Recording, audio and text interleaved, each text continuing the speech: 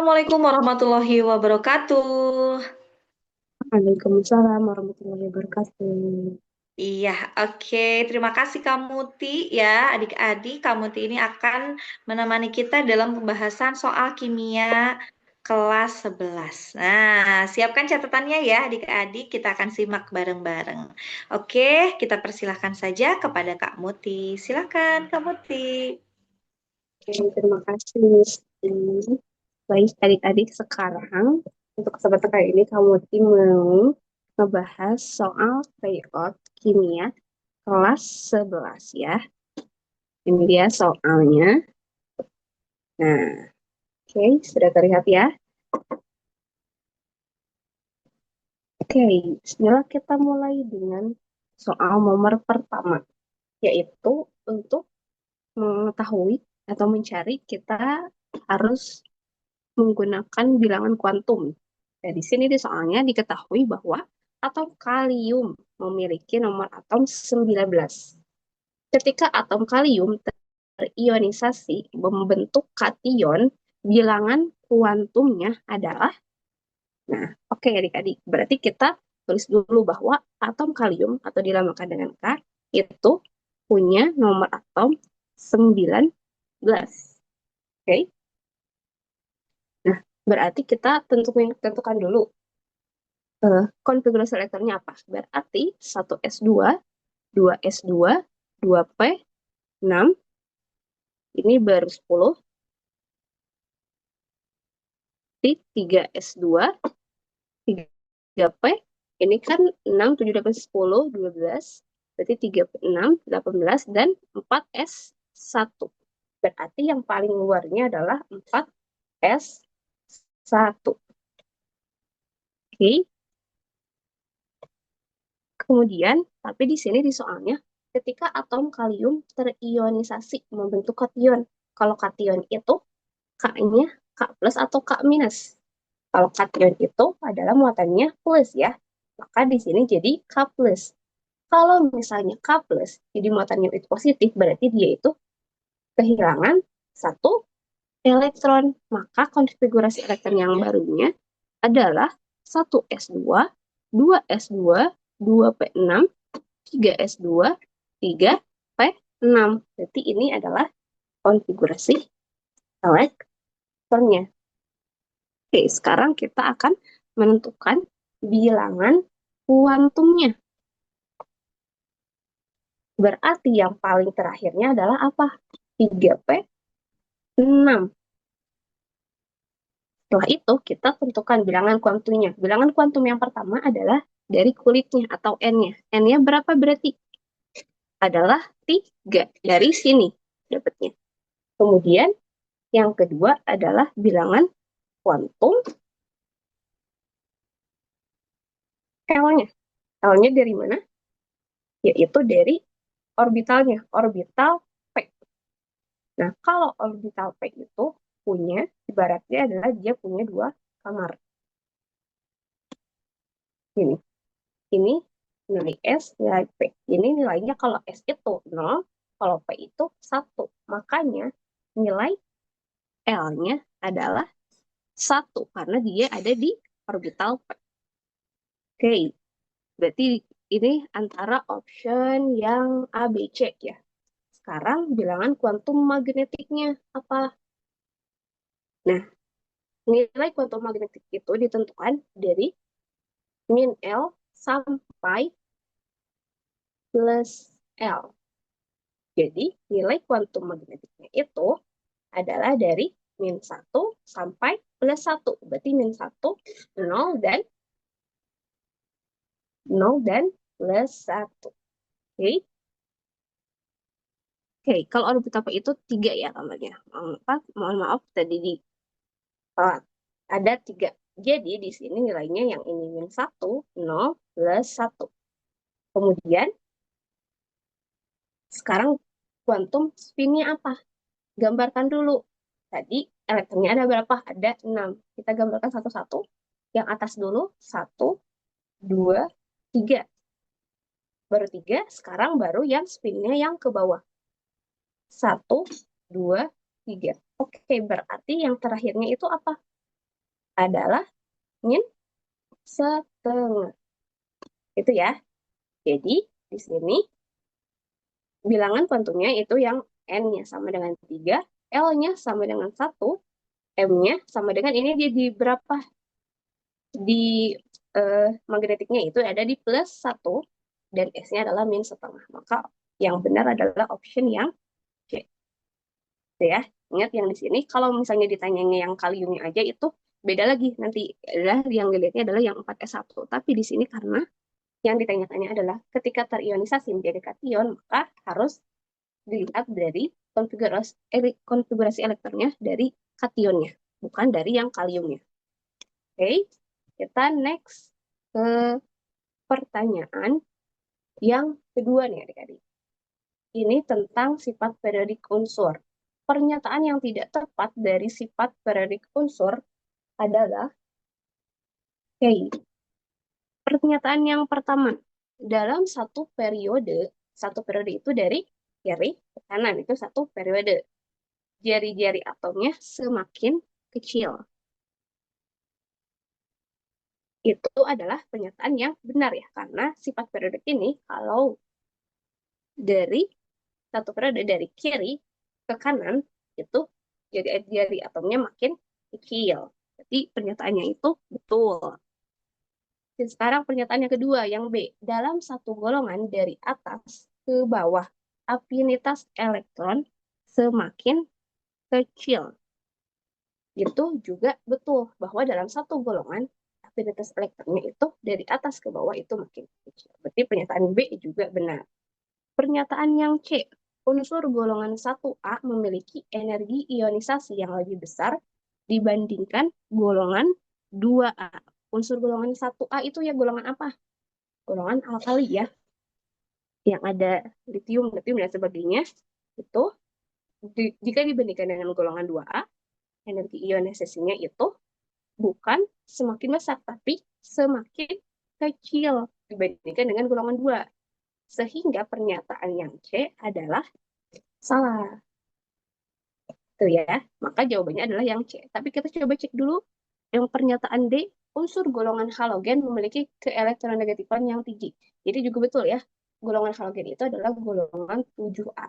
Dan itu punya ciri yang sangat khas, yaitu keelektronegatifannya itu yang tinggi kalau unsur golongan halogen. Kemudian, yang terakhir, ini option yang E, unsur golongan 7A lebih mudah menerima elektron dibandingkan golongan 6A. Itu juga pernyataan yang benar. Maka jawaban yang nomor 2 adalah yang C ya adik-adik. Oke. Oke, selanjutnya. Suatu atom, ini nomor 3, suatu atom memiliki konfigurasi elektron 1s2, 2s2, 2p6, 3s2, 3p6, 4s2, 3s10, dan 4p1. Kita diminta untuk menentukan unsur dari atom tersebut berada pada sistem periodik golongan berapa sama periode berapa. Oke, nah ini juga dilihat dari elektron valensinya. Berarti yang terakhir ini adalah 4p1. Nah, untuk periode itu dapat kita lihat dari pelitnya. Di sini, di elektron valensinya, pelitnya adalah 4. Maka, si unsur tersebut itu berada pada periode 4. Berarti yang option E itu udah eliminasi ya, karena salah. Harusnya yang periode 4. Sekarang kita cek golongannya itu golongan berapa. Itu bisa dilihat dari orbitalnya. Orbital S dan P-nya. Dan kita lihat jumlah elektronnya berapa. Di sini, orbital S dan P-nya itu berarti 4s2 dan 4p1. Sekarang lihat elektronnya berapa. Ada 2 dan 1. Berarti di sini, kalau orbitalnya S dan P, ini ada 3. Nah, itu berarti ada di golongan 3. 3-nya 3A apa 3B. Nah, karena yang ini, yang kita ambil adalah orbital S dan P, elektron valensinya, itu yang adanya itu, di elektron valensinya S dan P, maka itu termasuk golongan A. Jadi, si unsur tersebut adanya di periode 4, golongan 3A. Golongan 3A periode 4, berarti option yang D.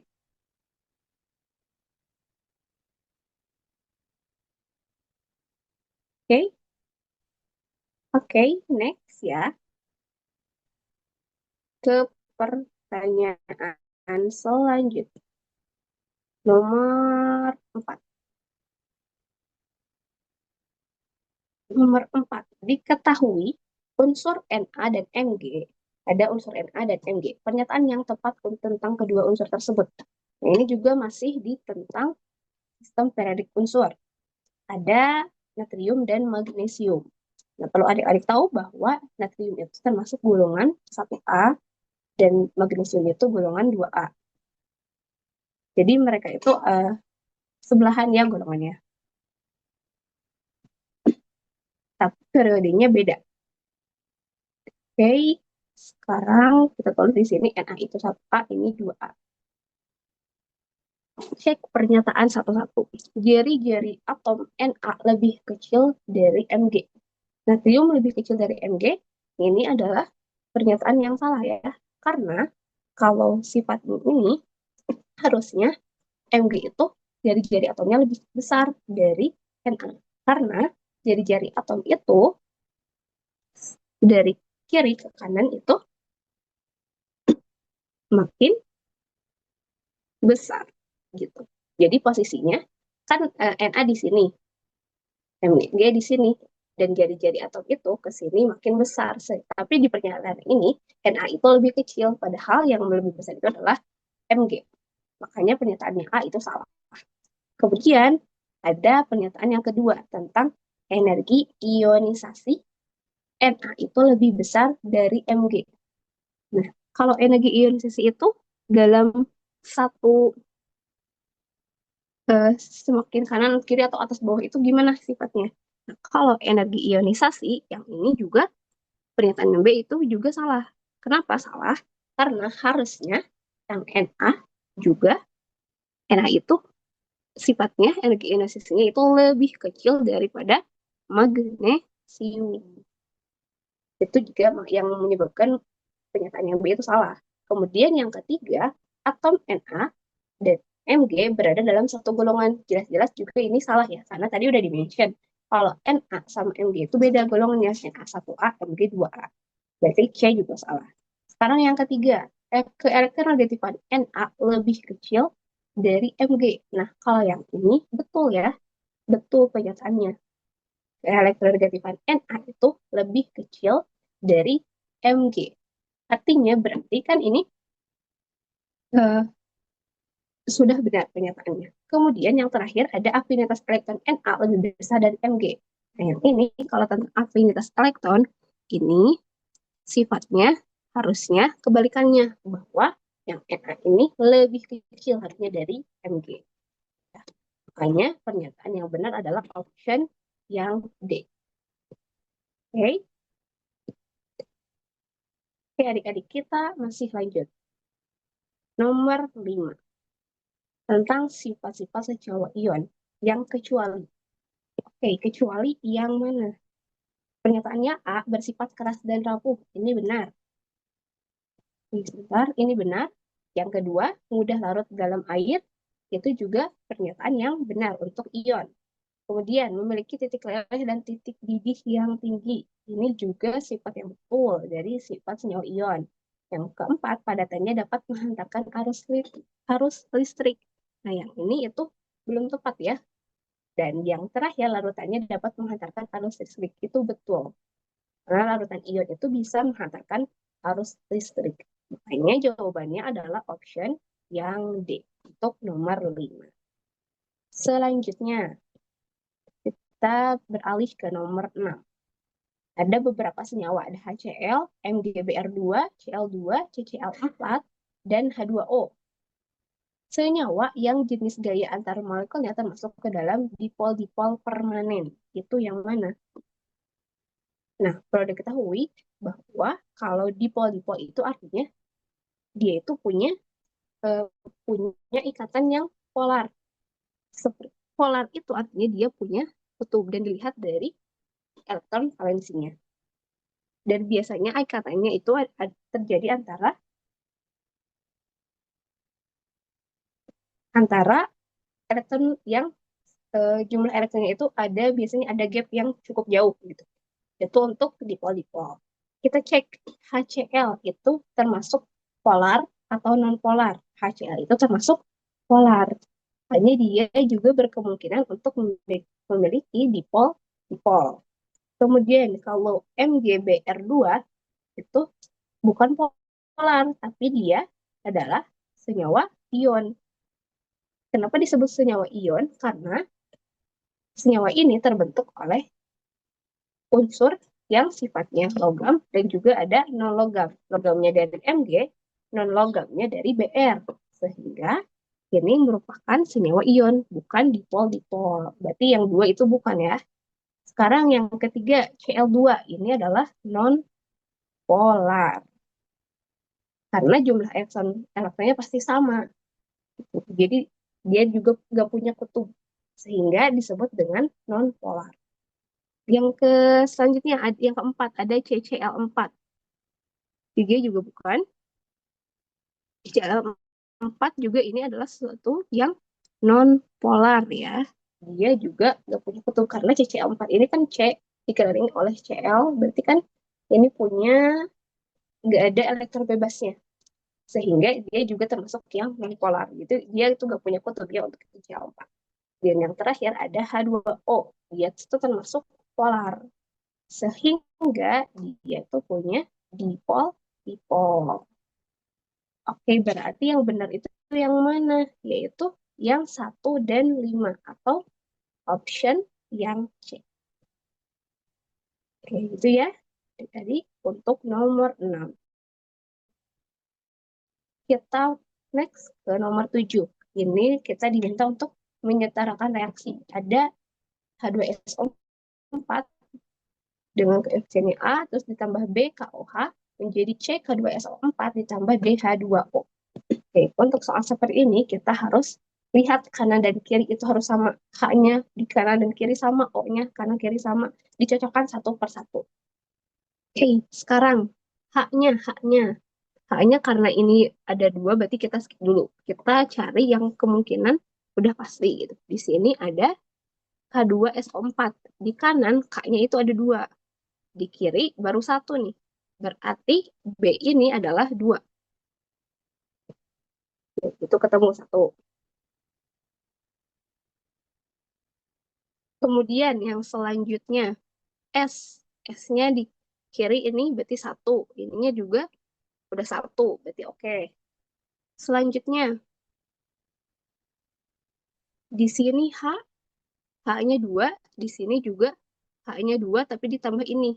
Ini berarti H-nya adalah di sini. 2 KOH. H di sini adalah 2 ya. Yang di sini H-nya 2. Berarti H-nya ada 4. Sedangkan di kanan H-nya baru 2. Berarti D ini adalah 2. Oke, selanjutnya. Berarti di sini kita bisa menentukan O-nya berapa. Kalau di kanan O-nya ada 4. Di sini O-nya ada berapa? 2 kali 1, 2. O-nya 2. Berarti totalnya ada 6 O. Sedangkan di kiri berapa O-nya? Di sini baru 2. Di sini ada 4. Berarti udah sama 6. Berarti koefisiennya udah. Berarti ini 1. Berarti A itu 1, B itu 2, C itu 1, dan D itu 2. Maka yang ditanyanya adalah A banding D, yaitu 1:2. Maka jawabannya adalah yang A. Itu untuk penyetaraan reaksi kimia. Kemudian selanjutnya nomor 8 ditanya tentang rumus empiris dari senyawa yang terdiri atas 45,1% nitrogen, 38,8% karbon, dan 16,1% hidrogen. Nah, untuk menentukan rumus empiris itu kita bisa menentukan dengan mencari nilai molnya terlebih dahulu. Dari mana? Nah, ini kita harus tahu dulu berapa massa molarnya dari nitrogen atau AR-nya. Ya. AR-nya itu berapa dari nitrogen, karbon, dan hidrogen. Nah, yang nitrogen mol. Sekarang kita cari tahu dulu mol nitrogen itu berapa. Yaitu persenannya kan 45,1 dibagi dengan, nah, untuk AR dari nitrogen itu sekitar 14 ya. Makanya hasilnya adalah sekitar 3,219 mol. Itu untuk mol N-nya.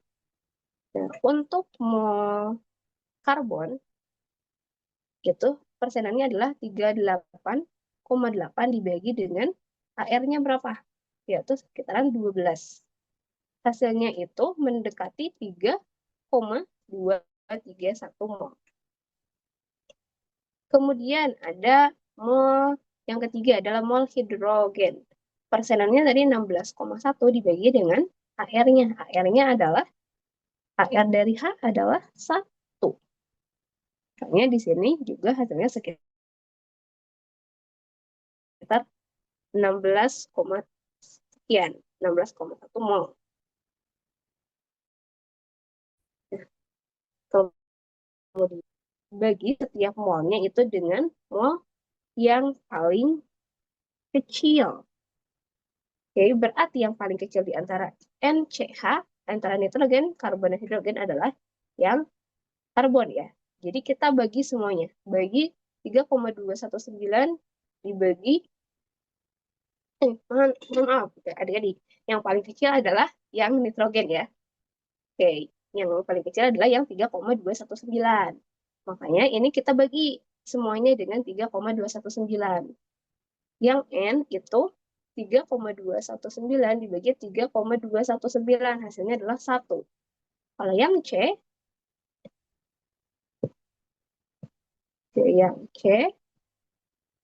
itu 3,231 dibagi 3,219. Hasilnya juga mendekati, kira-kira mendekati 1. Kemudian kalau yang H itu 16,1 dibagi dengan 3,219. Hasilnya itu mendekati 5 ya. Hasilnya itu mendekati hampir 5 tadi. 4,9 sekian. Itu mendekati 5. Sehingga dari hasil ini kita bisa menentukan rumus empirisnya, yaitu N-nya 1, C-nya 1, dan H-nya 5. Maka rumusnya menjadi CH5N. Nah, mana option yang mana CH5N? Option yang C. Itu ya untuk menghitung rumus empiris. Baik adik-adik, masih ada 2 soal lagi. Tenang dikit lagi ya. Nah, sekarang kita masuk ke perhitungan stoikiometri. Soalnya sebanyak 10 gram glukosa mengalami reaksi pembakaran menurut reaksi berikut. C6H12O6, C6H12O6, ini adalah glukosanya, ditambah 6O2 menjadi 6CO2 ditambah 6H2O. Yang ini katanya berapa gram glukosanya? Yaitu 10 gram. Glukosanya 10 gram. Yang ditanya tapi apa? Massa dari karbon dioksida. Massa dari produknya, yaitu karbon dioksida di sini. Nah, berarti kita harus cari tahu dulu mol dari glukosanya. Gimana untuk mencari mol? Untuk mencari mol adalah gram per AR-nya. Sekarang kita cari dulu mol glukosa. Mol C6H12O6. Itu adalah massa dibagi AR ya. Massanya berapa? 10 adalah 180 ya. 180 gram per mol. Sehingga didapatkan hasilnya adalah 10 dibagi 180, itu hasilnya 0,0555 sekian. Oke, itu untuk mol glukosa. kita tulis di sini. Molekilnya molnya adalah 0,056 mol untuk glukosa. Maka kita bisa cari tahu mol CO2 berdasarkan perbandingan koefisiennya. Berarti kalau untuk CO2 itu koefisiennya 6, makanya berarti mol CO2 itu adalah 6 dikali 0,056 mol. 6 kali 0,056 itu hasilnya berapa? Hitung 0,056 dikali dengan 6. Hasilnya adalah 0,334 mol. Ini kita ketemu mol CO2-nya. Maka bisa kita cari masanya. Dengan cara, kan kita tahu bahwa mol itu adalah mol CO2 itu berarti adalah gram CO2 dibagi dengan AR CO2-nya. Sekarang yang kita cari adalah gram CO2-nya. Berarti adalah mol CO2 dikali dengan AR CO2. Mol CO2-nya berapa? Ini 0,334 dikali dengan AR CO2. AR CO2 itu sekitar 44. Maka hasilnya 0,334 dikali dengan 44 itu hasilnya sekitar 14,67. Atau kalau kita bulatkan, di optionnya kan ini kita bisa bulatkan, itu mendekati 15 gram. Berarti jawabannya adalah yang C. Ya, gitu ya untuk nomor 9. Pertanyaan terakhir nih adik-adik. Ada tentang geometri molekul dan hibridisasi. Dari XeF4. Ada xenon dan fluor. Nah, untuk tahu geometri molekul itu kita berangkatnya dari tahu dulu konfigurasi elektron dari masing-masing atom. Untuk Xe, konfigurasinya apa aja? Itu kalau disingkat, secara singkatannya, yaitu konfigurasinya adalah Ar, 5s2, 4d10, dan 5p6. Kemudian untuk konfigurasi elektron dari F, F, fluor. Untuk konfigurasi elektronnya adalah argon, 4s2, dan 3d6.